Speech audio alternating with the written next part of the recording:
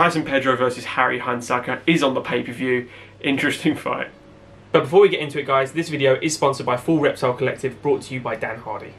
Head over to their website at fullreptile.co.uk where you can find anything from training gear, t-shirts, hoodies, all the way to coffee.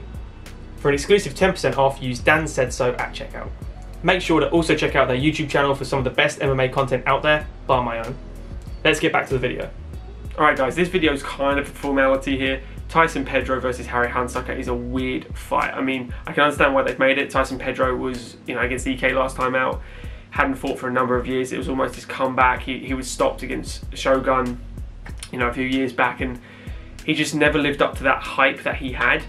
Came up against EK rather, who, is one of those guys that everyone just should beat.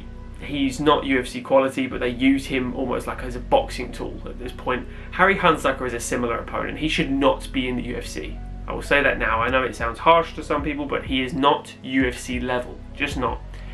It is a drop down in weight for Harry here. I don't think that will help at all. Tyson is enormous. He also is extremely technical, extremely powerful, and he looks better physically and more importantly mentally coming into this one than ever before. I think technically with those chopping leg kicks and with those uppercuts in the pocket and just managing distance so well, and Harry just being a looping, heavy-handed puncher, nothing more, it screams Tyson Pedro is going to absolutely finish him very quickly. He's lost to people like Jared Vandara on the Contender Series, won a fight out of regional and got a UFC contract.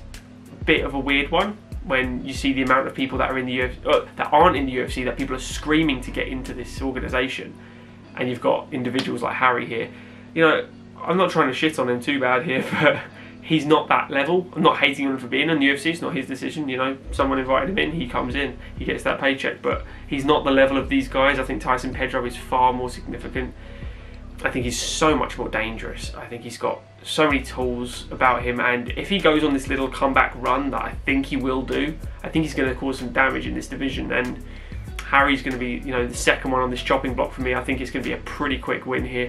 I think Harry's best shot, he's got to land that big punch. I mean, if he has a technical striking fight with Tyson here, he's in real trouble. I don't think that's the game plan at all. I think if he's got anything about him, he's going to try and neutralise that movement of Tyson, get inside that range, because Tyson manages it so well. Getting inside is going to be so difficult for him, and if he can, he's going to have to really just headhunt, because I don't see how technically he wins this fight. I think he has to make this really dirty, and it's just not on the cards for me.